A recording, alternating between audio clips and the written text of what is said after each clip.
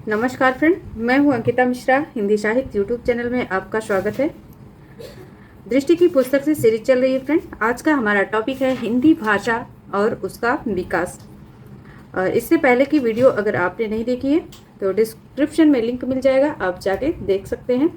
और डिस्क्रिप्शन में ही सबसे ऊपर टेलीग्राम का लिंक होता है फ्रेंड। अगर आपको क्लास पाने में असुविधा है तो आप लिंक को ज्वाइन कर लीजिए, नोटिफिकेशन को ऑन कर लीजिए फ्रेंड, बेल आइकन को प्रेस कर लीजिए जिससे आपको क्लास समय पर मिल सके। और इसके अलावा डेली हमारी मॉर्निंग में ऑब्जेक्टिव प्रश्नों की सीरीज आती है 10 बजे, तो उससे भी जुड़ना आप लोग ना भूलिए फ्रेंड। चलिए आज का हम अपना टॉपिक देखते हैं, हिंदी भाषा और उसका विकास। हिंदी की ऐतिहासिक पृष्ठभूमि। और सबसे पहले देख लेते हैं भाषा सामान्य परिचय। भाषा का सामान्य परिचय हम देखते हैं फ्रेंड। विश्व की भाषाओं की संख्या को लेकर विद्वान विभक्त हैं। सामान्यतः इसकी संख्या 2796 से 3000 के बीच मानी जाती है। सामान्यतः इसकी संख्या 2796 से 3000 के बीच मानी जाती है। संसार की सभी भाषाओं का अध्ययन 2 प्रकार के वर्गीकरण के तहत किया गया है। तो सबसे पहले किस में वर्गीकृत किया गया है फ्रेंड? आधार मतलब किस आधार पर वर्गीकृत किया गया? आकृति मूलक वर्गीकरण, उसके बाद पारिवारिक वर्गीकरण। तो सबसे पहले हम देखते हैं आकृति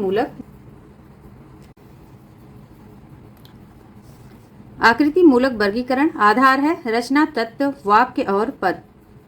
किस पर हुआ है? रचना, तत्व, वाक्य और पद रचना। अन्य है रूपात्मक वर्गीकरण, रचनात्मक वर्गीकरण, व्याकरणिक वर्गीकरण, वाक्यात्मक वर्गीकरण, पदात्मक वर्गीकरण, पदाश्रित वर्गीकरण। और उल्लेख बिंदु क्या है? विश्व की भाषाओं का आकृति मूलक वर्गीकरण सबसे पहले प्रोफेसर स्लेगन ने किया था। आकृति मूलक वर्गीकरण में भाषा के 2 भाग किए जाते हैं, आयोगात्मक भाषा और योगात्मक भाषा। आकृति मूलक वर्गीकरण को हमने देख लिया। और सबसे पहले आकृति मूलक वर्गीकरण सबसे पहले प्रोफेसर स्लेगन ने किया था। ध्यान देने योग्य बातें हैं। और आकृति मूलक वर्गीकरण भाषा के 2 भाग किए जाते हैं, आयोगात्मक और वियोगात्मक। अब हम देखते हैं पारिवारिक वर्गीकरण, रचना, तत्व और अर्थ तत्व। वंशात्मक वर्गीकरण, वंशानुक्रमिक वर्गीकरण और कुलात्मक या ऐतिहासिक वर्गीकरण। पारिवारिक वर्गीकरण निम्न में 6 बातों को आधार बनाकर किया जाता है: पद रचना, वाक्य, ध्वनि, अर्थ, शब्द और स्थानिक समीपता। तो फ्रेंड, पारिवारिक वर्गीकरण में क्या देखा हमने कि रचना तत्व और अर्थ तत्व दोनों को मिलाकर किया गया, जिसमें वंशात्मक वर्गीकरण और वंशानुक्रमिक वर्गीकरण, कुलात्मक या ऐतिहासिक वर्गीकरण। पारिवारिक वर्गीकरण निम्न 6 बातों को आधार बनाया जाता है। कौन कौन सी बातें हैं वो? पद रचना, वाक्य रचना, ध्वनि, अर्थ, शब्द और स्थानिक समीपता। आगे देखते हैं फ्रेंड। विश्व में भाषा परिवारों की संख्या को लेकर विद्वानों में मतभेद है। भोलाशंकर तिवारी और विल्हेम वान हमबोल्ट ने भाषा परिवारों की संख्या 13 मानी है। किसने 13 मानी? भोलानाथ तिवारी और विल्हेम वान हमबोल्ट ने भाषा परिवारों की संख्या 13 मानी है। फ्रीडिस म्यूलर ने भाषा परिवारों की संख्या 100 मानी है। निर्विवादित रूप से 4 भौगोलिक क्षेत्रों के अंतर्गत 18 परिवारों को महत्व दिया जाता है। और ये प्रश्न बहुत बार बना है कि कितने भौगोलिक क्षेत्रों के अंतर्गत 18 परिवारों को महत्व दिया गया? तो 4 भौगोलिक क्षेत्रों के अंतर्गत 18 भाषा परिवार को महत्व दिया गया। अब हम भौगोलिक क्षेत्र और भाषा परिवार को देख लेते हैं। तो चलिए, थोड़ा सा छोटा करना पड़ा है क्योंकि दिखाई नहीं देगा आपको। भौगोलिक क्षेत्र हैं friend, Eurasia, Europe, Asia. Eurasia, Europe, Asia. और इसमें क्या आता है? भारोपीय यानी भारत, यूरोपीय, द्रविड़ परिवार, काकेसी परिवार, बुरुश के परिवार, उराल अलाई परिवार, चीनी परिवार, अल्ताई परिवार है फ्रेंड। उराल अल्ताई परिवार, चीनी परिवार, जापानी कोरियाई परिवार, अति उत्तरी हाई पसबोरी परिवार, बास्क परिवार, सामी हामी परिवार। तो ये रहे फ्रेंड 10 परिवार। अगर भौगोलिक क्षेत्र यूरेशिया, यूरोप, एशिया की बात करें तो 10 परिवार। और 10 परिवार में कौन कौन से हैं एक बार हम फिर से रिपीट कर देते हैं। भारोपीय यानी भारत यूरोपीय, द्रविड़ परिवार, काकेसी परिवार, बुरश के परिवार, उराल अलाई परिवार, अल्ताई माफ कीजिए, चीनी परिवार, जापानी कोरियाई परिवार, अति उत्तरी हाइपस बोरी परिवार, बास्क परिवार, सामी हामी परिवार। ठीक, अब हम देखेंगे अफ्रीका भूखंड को। अफ्रीका भूखंड के अंतर्गत सुदानी परिवार, बंतु परिवार, होते तो बुस्मैनी परिवार। तो अफ्रीका भूखंड के अंतर्गत सुदानी परिवार, बंतु परिवार और होते तो बुस्मैनी परिवार। अब हम देखेंगे फ्रेंड प्रशांत महासागरीय भूखंड, अमेरिका भूखंड के अनुसार परिवार। ठीक है, भाषा परिवार को मलई पोलिनेशियाई परिवार, ऑस्ट्रेलियन परिवार, पापुई परिवार, दक्षिण पूर्वी एशियाई परिवार। अमेरिका भूखंड को देखें तो फ्रेंड अमेरिकी परिवार। तो इस तरह से भौगोलिक क्षेत्र के अनुसार परिवार का फ्रेंड वर्गीकरण हुआ। और हमें इम्पॉर्टेंट क्या पढ़ना है, हमें सबसे पहले यूरेशिया एंड यूरोप एशिया परिवार को अच्छे से लर्न करना है, क्योंकि यही ज़्यादा हमारे सिलेबस में पूछा जाता है। अब हम देखेंगे फ्रेंड सबसे पहले हमारा कौन सा परिवार है, भारोपीय यानी भारत यूरोपीय, और इसी परिवार को हम डिटेल से देखते हैं। भारोपीय परिवार के अन्य नाम है इंडो जर्मनिक, भारत हित्ती परिवार, आर्य परिवार। और ये बहुत ही महत्वपूर्ण है, आपको याद कर लेना है कि भारोपीय परिवार के नाम कौन से हैं, या ऐसे पूछेगा कि इनमें से कौन सा भारोपीय परिवार का नाम नहीं है। तो भारोपीय परिवार के अन्य नाम में फ्रेंड इंडो जर्मनिक, भारत हित्ती, ये अन्य परिवार अन्य में आते हैं। इंडो जर्मनिक, भारत हित्ती परिवार, आर्य परिवार। ध्वनि के आधार पर भारोपीय परिवार की 10 भाषाएं हैं फ्रेंड, और 2 वर्ग हैं। भारोपीय परिवार के 2 वर्ग हैं। 2 वर्ग में पहला वर्ग सप्तम वर्ग है, दूसरा केतुक वर्ग। तो फ्रेंड हम सप्तम वर्ग को देख लेते हैं। सप्तम वर्ग में क्या आता है हमारा, भारत ईरानी एंड आर परिवार। और आर परिवार के फ्रेंड 3 पार्ट हुए हैं आर्य परिवार के, कौन कौन से, ईरानी, दरद, भारतीय। ईरानी, दरद, भारतीय। ठीक, और इसमें आता है ईरानी में फारसी, पहलवी, ईरानी, पोस्तो। दूसरा है, अब हम दूसरे परिवार को देखते हैं। पहला था भारत ईरानी, और भारत ईरानी में क्या आया, आर्य। और आर्य जो है 3 में बटे हैं, ईरानी, दरद, भारतीय। और इसमें ईरानी में क्या आते हैं, फारसी, पहलवी, ईरानी, पोस्तो, अवेस्ता, बलोची, पामीरी। अब हम दूसरे नंबर को देखते हैं। बाल्टो इस्लाविक, महारूसी, यूक्रानी, चेक, स्लोवाक, बुल्गारी, पोली, सब्रो कोर्ती, स्लोवेनी, अर्मीनी, अल्बानी, इलीरियन। अब हम देखेंगे फ्रेंड केतुक वर्ग को। अभी हमने सप्तम वर्ग को देखा। ठीक, सप्तम वर्ग के अनुसार चार परिवार में बटे हुए हैं। भारत ईरानी आर्य, बाल्टो इस्लाविक, महारूसी, यूक्राइनी, चेक, स्लोवाक, बुल्गारी, पोली, सब्रोकोती, स्लोवेनी, और तीसरा अर्मीनी, चौथा अल्बानी, इलीरियन। अब हम केतुक वर्ग को देखते हैं। केतुक वर्ग में है जर्मनिक, जर्मन यानी जर्मन, अंग्रेजी, डच, फ्लेमी यानी बेल्जियम, आइसलैंडी, डेनी, नॉर्वेई, स्वीडी। और केल्टिक है, केतुक में ही केल्टिक आते हैं। Irish, Scotch, Gaelic, Wales, Briton, ब्रेतो, कार्निस, ग्रीक, हेलेनिक, तोखारी, हितो हिटाइट, इटालिक यानी रोमानी, इतालवी, फ्रांसीसी, स्पेनी, पुर्तगाली, रोमन। तो फ्रेंड ये 2 वर्ग थे, सप्तम वर्ग और केतुक वर्ग। आगे देखते हैं हम। अब हम देखेंगे फ्रेंड भारतीय आर्य भाषा और हिंदी भाषा। अध्ययन की सुविधा की दृष्टि से भारतीय आर्य के 3500 वर्षों के विकास क्रम को सामान्यतः 3 चरणों में विभाजित करते हैं। भारतीय आर्य भाषाओं के बीच या 3 चरण क्या हैं देख लेते हैं। चरण है, भाषा है और समय है। चरण को देखते हैं फ्रेंड। प्राचीन आर्य भाषाएं, और इनका समय है 1500 ईस्वी पूर्व से 500 ईस्वी पूर्व। और इसकी भाषाएं क्या हैं, वैदिक संस्कृत, लौकिक संस्कृत। समय पूछे तो 1500 ईस्वी पूर्व से 1000 ईस्वी पूर्व, और 1000 ईस्वी पूर्व से 500 ईस्वी पूर्व। मध्यकालीन आर्य भाषाओं का समय 500 ईस्वी पूर्व से 1000 ईस्वी। और भाषा पाली, प्राकृत, अपभ्रंश तथा आहट। समय क्या रहा इनका, 500 ईस्वी पूर्व से 1 ईस्वी, 1 ईस्वी पूर्व से 500 ईस्वी, 500 ईस्वी पूर्व से 1000 ईस्वी। तो इसको आप जरूर से याद करेंगे। आधुनिक आर्य भाषाएं हैं हिंदी, बंगला, उड़िया, मराठी, पंजाबी, गुजराती, सिंधी आदि। और इनका समय है 1000 ईस्वी से अब तक। अब देखते हैं फ्रेंड प्राचीन भारतीय आर्य भाषा को। भाषा का प्राचीनतम रूप संस्कृत है और भाषिक विशेषता के आधार पर इसे दो भागों में विभाजित किया गया है, वैदिक संस्कृत और लौकिक संस्कृत। सबसे पहले देख लेते हैं वैदिक संस्कृत को। इसे प्राचीन संस्कृत भाषा भी कहते हैं और इस भाषा में वेद, वेदांग, ब्राह्मण, आर्यक, उपनिषद लिखे गए हैं। वैदिक भाषा में कुल 52 ध्वनियां हैं, 13 स्वर, 39 व्यंजन का प्रयोग होता था। इस प्राचीन भाषा में 3 लिंग, 3 वचन और 8 कारक का उल्लेख होता है। एक बार फिर से देखें, वैदिक भाषा में क्या क्या हुआ। इससे प्राचीन संस्कृत भाषा भी कहते हैं और इस भाषा में वेद, वेदांग, ब्राह्मण, आरण्यक, उपनिषद लिखे गए हैं। वैदिक भाषा में कुल 52 ध्वनियां, 13 स्वर, 39 व्यंजन का प्रयोग होता था। इस प्राचीन भाषा में 3 लिंग, 3 वचन और 8 कारक का उल्लेख होता है। अब फ्रेंड हम लौकिक संस्कृत को देख लेते हैं। ये है लौकिक भाषा।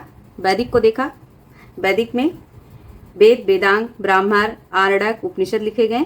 लौकिक भाषा की बात करें तो भाषा विकास वैदिक भाषा के बाद अवस्था लौकिक संस्कृत की है और इस भाषा में संस्कृत या क्लासिक संस्कृत भी कहते हैं। लौकिक भाषा का भाषिक विवेचन सर्वप्रथम पाणिनिकृत अध्याय में मिलता है। इस भाषा में रामायण, महाभारत, अर्थशास्त्र, नाट्यशास्त्र, अभिज्ञान शाकुंतलम, कादम्बरी और आदि रचनाएं लिखी गईं। तो वैदिक भाषा में क्या लिखा गया, वेद, वेदांग, ब्राह्मण, आरण्यक, उपनिषद लिखे गए और लौकिक भाषा में क्लासिकल संगीत जैसे रामायण, अर्थशास्त्र, नाट्यशास्त्र, अभिज्ञान शाकुंतलम, कादम्बरी ये सब लिखे गए। आगे देखें।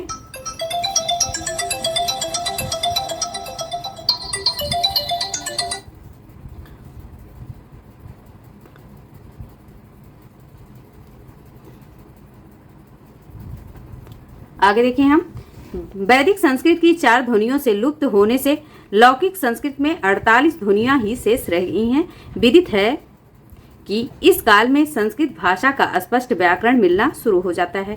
तो 4 ध्वनियां फ्रेंड लुप्त हो गई हैं लौकिक संस्कृत में, जिससे 48 शेष ही रह गई हैं। ठीक, 4 ध्वनियां क्योंकि 52 होती है ना, तो 4 इसमें से लुप्त हो गई हैं और संस्कृत भाषा का स्पष्ट व्याकरण मिलना शुरू हो जाता है। अब हम देखते हैं फ्रेंड मध्यकालीन भारतीय आर्य भाषा को। पाली मध्यकालीन आर्य भाषा की प्रथम अवस्था है। पाली शब्द की उत्पत्ति के संदर्भ में विद्वानों में मतभेद हैं। पल्ली से पाली शब्द की उत्पत्ति हुई। पल्ली का अर्थ है ग्राम और इस प्रकार पाली का अर्थ होगा ग्रामीण भाषा। कुछ विद्वान पल्ली को प्राकृत का तद्भव रूप मानते थे। उनके अनुसार प्राकृत के पहले पाइल तथा अंत में पाली हुआ। पाली शब्द की उत्पत्ति पाटिल पुत्र से भी मानी जाती थी और इस संदर्भ में पाली का अर्थ हुआ मागधी की भाषा यानी मगध की भाषा। कुछ विद्वजन पाली को पाठ को रूपांतरित शब्द मानते हैं। पाली शब्द का संबंध पंक्ति से माना गया है। बुद्ध वचनों में जो पंक्तियां प्रयुक्त हुई उन्हें पाली कहा जाता है।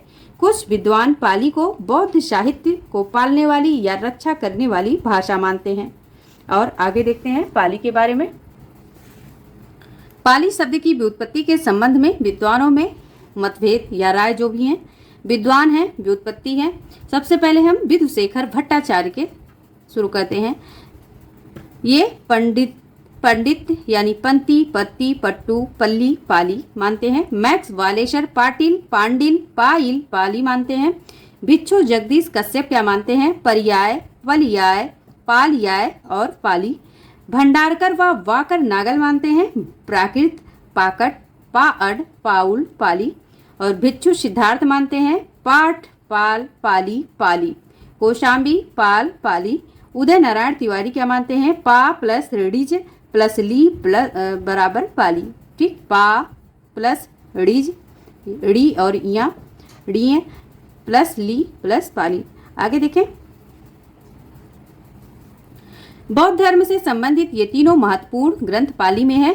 सुत्त पिटक बुद्ध के उपदेशों का संग्रह है। पूछा जाता है बुद्ध के उपदेशों का संग्रह कौन है, तो सुत्त पिटक है और इनके अंतर्गत 5 निकाय आते हैं और इसको आपको अच्छे से देखिए, ये हाईलाइट है, आप लर्न कर लीजिएगा। खुदक निकाय, दीघ निकाय, मध्यम निकाय, संयुक्त निकाय और अंगुत्तर निकाय। आगे देखेंगे फ्रेंड हम विनय पिटक को। विनय पिटक को देखते हैं। संघ संचालन के लिए दी गई शिक्षाओं का संकलन है। विनय पिटक में निम्न ग्रंथ है। पहला है महावग्ग, दूसरा चुल्लवग्ग, तीसरा पाचितीय, चौथा पराजिक और पांचवा परिवार। अब फ्रेंड हम देखेंगे अभिधम्म पिटक को।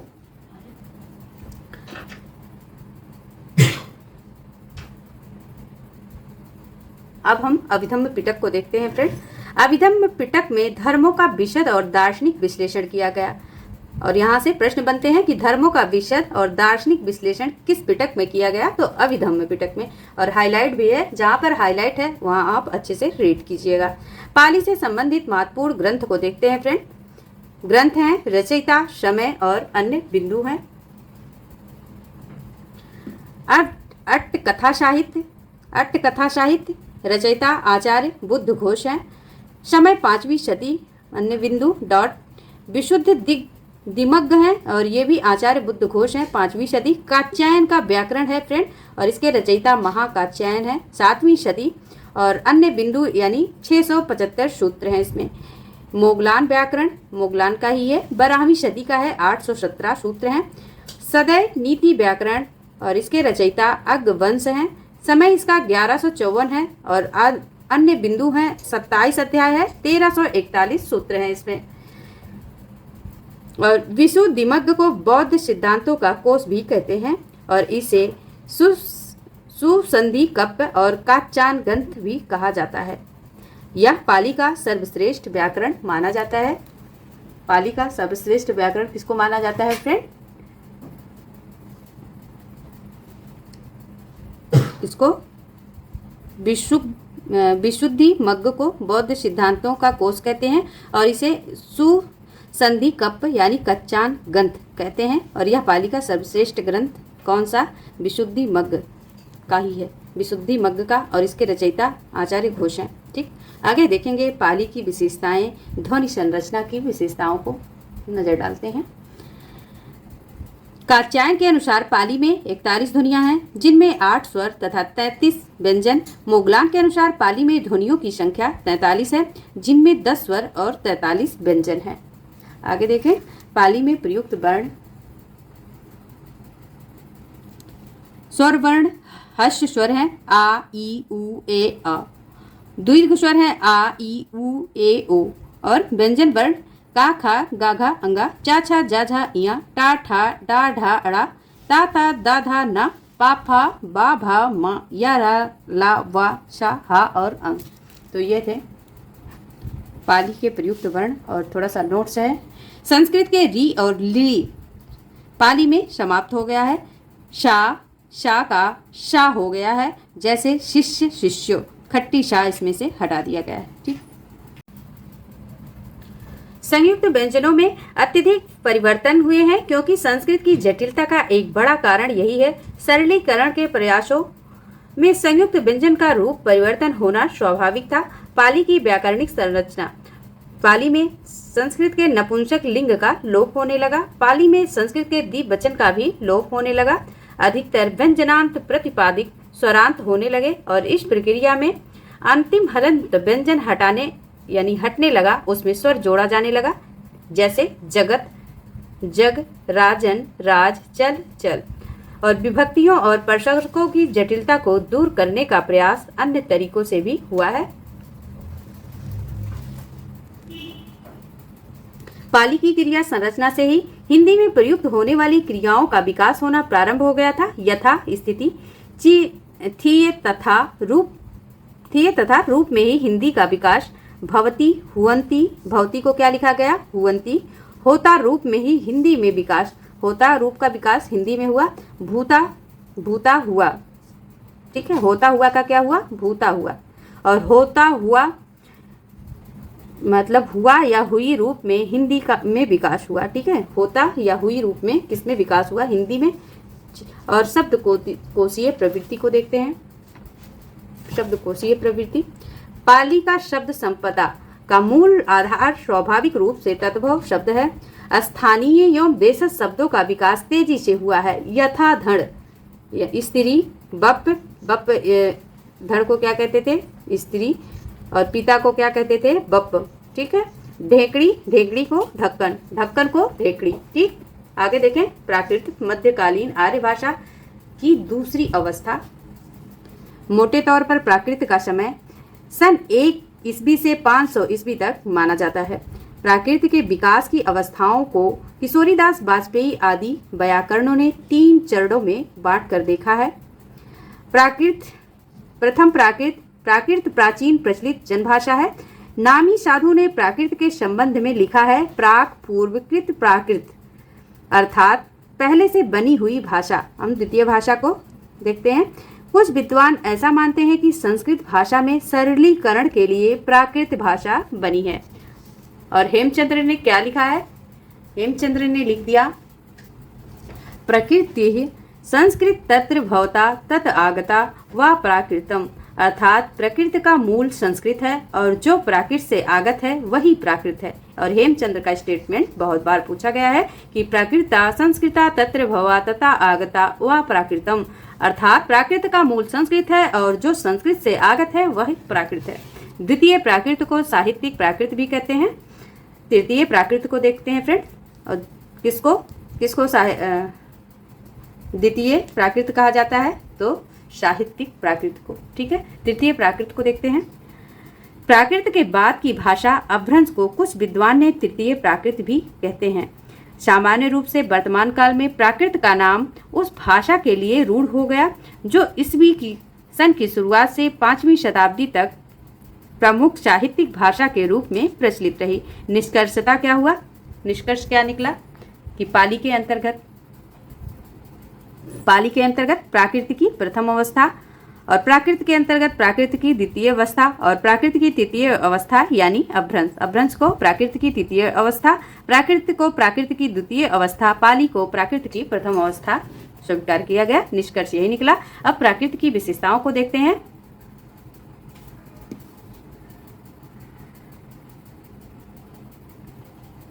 प्राकृत की ध्वनि संरचना पाली के समान ही है। जो बातें पाली से अलग हैं वे इस प्रकार हैं। विसर्ग के लुप्त होने की प्राकृतिक पाली में ही शुरू हो गई थी। प्राकृत में इस संबंध में एक और विकास हुआ तथा विसर्ग युक्त अकारांत शब्द विसर्गहीन ओकारांत शब्दों में परिवर्तित होने लगे। उदाहरण के लिए जैसे वीरा यानी पीरो, प्रश्ना यानी पन्हो, देवा यानी देवो।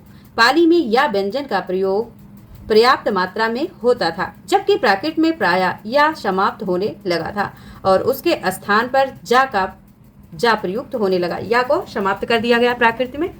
और पाली में या व्यंजनों का प्रयोग अधिक मात्रा में होता था, पर्याप्त मात्रा में होता था। प्राकृत में या को समाप्त कर दिया गया और उसके स्थान पर क्या लाया गया? जा को लाया गया फ्रेंड। जा प्लस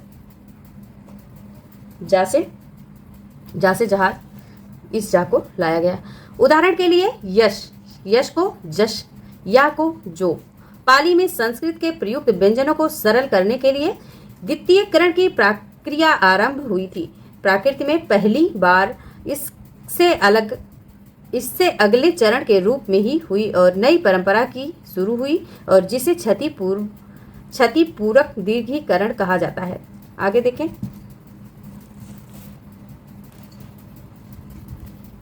और इसके अंतर्गत द्वितीयकृत रूप में प्राप्त व्यंजन का भी मूल व्यंजन बचा रहा, किंतु दूसरे व्यंजन के स्थान पर वह स्वर से युक्त होकर दीर्घ रूप में व्यक्त होने लगा। उदाहरण के लिए मृत्यु, जैसे मृत्यु को मिच्चु, मीज, जीवा को जिह्वा या जीव। क्षतिपूरक दीर्घीकरण संस्कृत के हिंदी के विकास में सबसे महत्वपूर्ण प्रक्रिया है। प्राकृत का योगदान यह है कि उसी स्थिति से यह प्रक्रिया दिखाई देने लगी।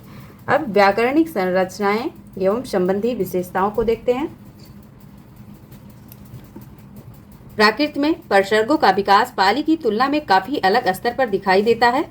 उदाहरण के लिए इस काल में कय, केरक तथा मध्य परसर्ग दिखते हैं जो आगे चलकर का, के, की और में के रूप में विकसित हुए। प्राकृत की शब्दकोशीय प्रवृत्तियां क्या रही देखते हैं। शब्दकोशीय प्रवृत्तियों के स्तर पर जो मूल विशेषता इस काल में दिखती है वह है कि संस्कृत के सरलीकरण की प्रक्रिया में जो शब्द परिवर्तित हुए थे उसमें पुनः तत्समीकरण की प्रवृत्ति शुरू हुई थी। ऐसा इसीलिए करना पड़ा कि संस्कृत में सरल किए गए कई शब्दों को ध्वनि साम्य के कारण अन्य शब्दों से अलग करना मुश्किल हो गया। शब्दों में पुनर्तर्समीकरण तत्समीकरण की यह प्रवृत्ति अपभ्रंश में काफी अधिक मात्रा में दिखाई देती है। उदाहरण के लिए उचित, उदित दोनों शब्द सरल होकर उड़त हो गए। अतः अर्थ के स्पष्टीकरण के लिए पुनः दिखाई नहीं दे रहा, तो देखिए, शब्दों का पुनर्तत्समीकरण की यह प्रवृत्ति अपभ्रंश में काफी अधिक मात्रा में दिखाई देती है। उदाहरण के लिए उचित और उदित दोनों शब्द सरल होकर उड़ंत हो गए। अतः अर्थ के स्पष्टीकरण के लिए पुनः तत्समीकरण करना पड़ा और इसी प्रकार अति से अय हो गया था और निरर्थक होने के कारण इसे पुनः परिवर्तित करके अति करना पड़ा। अब प्राकृत के भेद को देखते हैं।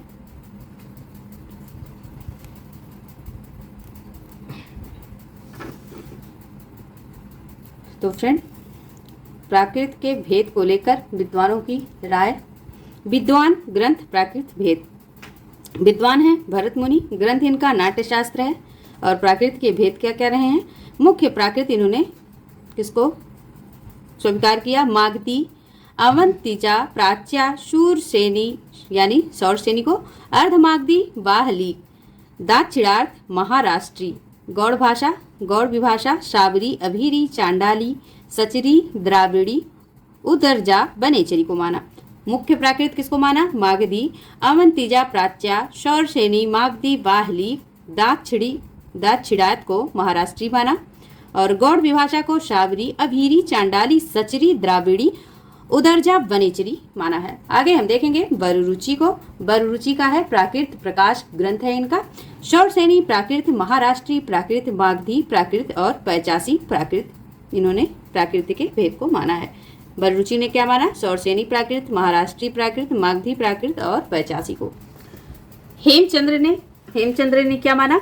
हेमचंद्र ने प्राकृत व्याकरण, आरसी यानी अर्धमागधी, चूलिका पैचासी अपभ्रंश और चूलिका पैचासी को दंडी ने भूत भाषा कहा है। हेमचंद्र को प्राकृत का पाणिनि कहा जाता है। बहुत ही मोस्ट इम्पॉर्टेंट लाइन है ये, ठीक। हेमचंद्र ने प्राकृत व्याकरण को आरसी यानी अर्धमागधी, चूलिका पैचासी को अपभ्रंश और चूलिका पैचासी को दंडी ने भूत भाषा कहा।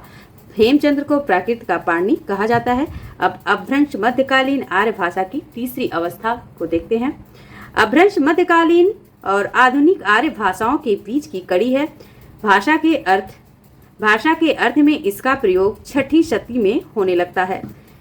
अपभ्रंश को अवहंस, ग्रामीण भाषा, देसी भाषा, आभीरोक्ति आदि नामों से जाना जाता है। तो अपभ्रंश को किन किन भाषाओं के नाम से जाना जाता है? अवहंस, ग्रामीण भाषा, देसी भाषा, आभीरोक्ति आदि नामों से जाना जाता है। अब हम देखते हैं वाक्पदीयम किसने बताया? वाक्पदीयम में भर्तृहरि ने बताया कि सर्वप्रथम ब्याडी ने संस्कृत के मानक शब्दों में भिन्न प्रकार च्युत, भ्रष्ट और अशुद्ध शब्दों को अपभ्रंश कहा है। किसको किसको अपभ्रंश कह दिया? संस्कृत च्युत, भ्रष्ट, अशुद्ध शब्दों को अपभ्रंश कह दिया। ब्याडी का ग्रंथ है लक्ष्य श्लोकात्मक संग्रह अनुपलब्ध है, जो कि अगर ब्याडी का ग्रंथ पूछे तो लक्ष्य श्लोकात्मक संग्रह जो कि अनुपलब्ध है। ठीक है, आगे देखें। पतंजलि के महाभाष्य में अपभ्रंश को प्रमाणिक प्रयोग हुआ है। किसका प्रमाणिक प्रयोग हुआ? पतंजलि के महाभाष्य में अपभ्रंश का प्रमाणिक प्रयोग हुआ। पतंजलि ने अपभ्रंश का प्रयोग अप शब्द के समानार्थक रूप में किया है। डॉक्टर उदय नारायण तिवारी को देखते हैं। डॉक्टर उदय नारायण तिवारी और भोलानाथ तिवारी के अनुसार अपभ्रंश शब्द का भाषा के अंतर्गत, फिर से देखिए, डॉक्टर उदय नारायण तिवारी और भोलानाथ तिवारी के अनुसार अपभ्रंश शब्द का भाषा के अर्थ में प्रयोग सर्वप्रथम चंड छठी शती चंड ने कब किया? छठी शती में अपने ग्रंथ प्राकृत लक्षण में किया है। रामचंद्र शुक्ल जी के अनुसार देखते हैं। अपभ्रंश नाम पहल बल्लवी के राजा धारसेन द्वितीय के शिलालेख में मिलता है, जिसमें उसने अपने पिता गुहसेन विक्रम संवत 650 से पहले को संस्कृत, प्राकृत और अपभ्रंश तीनों का कवि कहा है। फिर से देखें, रामचंद्र शुक्ल के अनुसार अपभ्रंश नाम पहले पहल वल्लभी के राजा धारसेन द्वितीय के शिलालेख में मिलता है, जिसमें उसने अपने पिता गृहसेन विक्रम संवत 650 के पहले को संस्कृत, प्राकृत और अपभ्रंश तीनों का कवि कहा है। ये महत्वपूर्ण स्टेटमेंट रामचंद्र शुक्ल द्वारा रहा अपभ्रंश के बारे में। अब हम देखेंगे विद्वानों द्वारा अपभ्रंश के लिए प्रयुक्त शब्द क्या रहे हैं। आचार्य दंडी ने अपभ्रंश को क्या कहा? आभीरों की भाषा कहा, यानी आभीर कहा। भरत मुनि ने आभीरोक्ति कहा। आभीरोक्ति किसने कहा? भरत मुनि ने कहा। और बाघ भट्ट और हेमचंद्र ने ग्राम भाषा कहा। कीथ ने अपभ्रंश का संबंध किससे बताया? अभीरों तथा गुज्जरों से। कीथ ने अपभ्रंश का संबंध अभीरों गुज्जरों से। भरत मुनि ने आभीरोक्ति कहा। आचार्य दंडी ने अभीरों की भाषा कहा। बाघ भट्ट हेमचंद्र ने ग्राम भाषा कहा। आगे देखते हैं। रुद्रट ने काव्य अलंकार में जिन 6 भाषाओं का उल्लेख किया है उनमें अपभ्रंश भी है। दामोदर पंडित ने उक्ति व्यक्ति प्रकरण में कौशल की भाषा को अपभ्रष्ट कहा है। अपभ्रष्ट किसने कह दिया? दामोदर पंडित ने। और अब उनका ग्रंथ है उक्ति व्यक्ति प्रकरण। आगे देखें।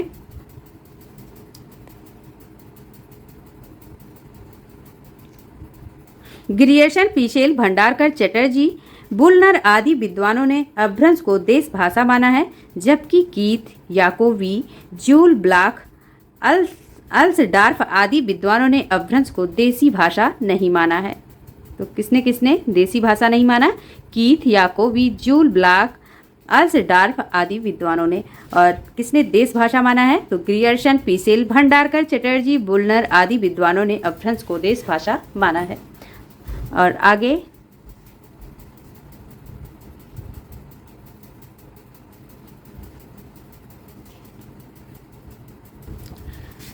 महाकवि कालिदास की कृति विक्रमोर्वशीयम के चतुर्थ अंक में अपभ्रंश के कुछ छंद मिलते हैं। विभिन्न विद्वानों के अनुसार अपभ्रंश के भेद को देखते हैं। नामी साधु, इन्होंने अपभ्रंश का भेद किसको माना? उपनागर, अभीर, ग्राम्य को। मार्कंडे ने प्राकृत सर्वस्व यानी नागर, उपनागर, ब्राचर। याकोबी ने सुनत कुमार चरयू की भूमिका में माना। पूर्वी, पश्चिमी, दक्षिणी, उत्तरी। याकोबी ने पूर्वी, पश्चिमी, दक्षिणी, उत्तरी। और किस पुस्तक के अनुसार? सनक कुमार चरयू की भूमिका में। तगारे ने क्या कहा? हिस्टोरिकल ग्रामर ऑफ अपभ्रंश, पूर्वी, पश्चिमी, दक्षिणी। और नामवर सिंह ने पूर्वी और पश्चिमी। पूर्वी और पश्चिमी। आगे देखें। आगे देखिए फ्रेंड, इनको यह भी कहा जाता है। क्या कहा जाता है इनको? नागर किसको कहा जाता है? गुजरात की बोली को नागर कहा जाता है। उपनागर राजस्थान की बोली को। और ब्राचर सिंध की बोली को यानी सिंधी को।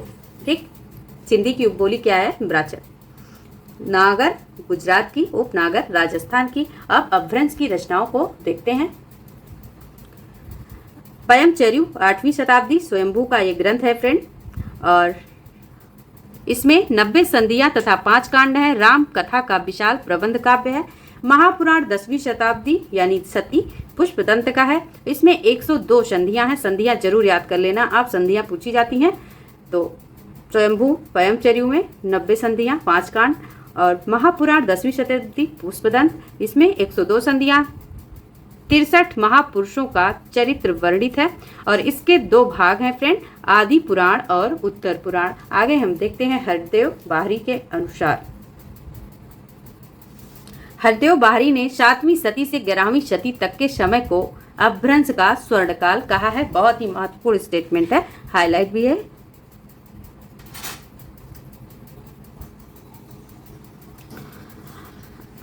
तो हरदेव बाहरी ने अपभ्रंश का स्वर्णकाल कह दिया। डॉक्टर सुनीति कुमार चटर्जी और धीरेन्द्र वर्मा ने अपभ्रंश को भारतीय आर्य भाषा के विकास की एक स्थिति माना है। इनके अनुसार 6 से 11वीं सदी तक प्रत्येक प्राकृत का अपना अपभ्रंश रूप रहा होगा। धीरेन्द्र वर्मा ने यह भी माना कि प्रत्येक प्राकृत की एक अपभ्रंश रही होगी। और इस दृष्टि से वे अपभ्रंशों की 5 स्थिति को स्वीकार करते हैं। और वो 5 स्थितियां कौन कौन सी हैं? सौरसेनी प्राकृत यानी सौरसेनी अपभ्रंश, पैचासी प्राकृत, पैशाची अपभ्रंश, मागधी प्राकृत, मागधी अपभ्रंश, अर्धमागधी प्राकृत, अर्धमागधी अपभ्रंश, महाराष्ट्रीय प्राकृत, महाराष्ट्रीय अपभ्रंश। हम अवहट्ट को देख लेते हैं। अवहट्ट। अवहट्ट भाषा का जन्म 900 ईस्वी से 1100 ईस्वी तक निश्चित किया गया है। साहित्य में 14वीं सदी तक इसका प्रयोग होता रहा। अवहट्ट भाषा अपभ्रंश और पुरानी हिंदी के बीच की कड़ी मानी जाती है, सुनीति कुमार चटर्जी के अनुसार। ठीक, अवहट्ट शब्द का सर्वप्रथम प्रयोग वर्ण रत्नाकर ज्योतिश्वर ठाकुर में मिलता है। ठीक, संदेश रासक यानी अध्ययमाठ में अवहट्ट का उल्लेख मिलता है। प्राकृत पेंगलम के टीकाकार बंशीधर ने इनकी भाषा को अवहट्ट माना है। विद्यापति ने कीर्ति लता की भाषा को अवहट्ट कहा है। भोलानाथ तिवारी ने अपभ्रंश को अवहट्ट की एक भाषा माना है। अपभ्रंश का विकास अवहंस के रूप में हुआ है और अपभ्रष्ट का विकास अवहट्ट के रूप में हुआ है। कुछ विद्वानों ने इन्हें अवहट्ट का ग्रंथ मानते थे। ज्ञानेश्वरी संत ज्ञानेश्वर, राउल बेल यानी रोड़ा कवि। फ्रेंड, आज यहीं तक। अब इसके आगे कल हम देखेंगे पुरानी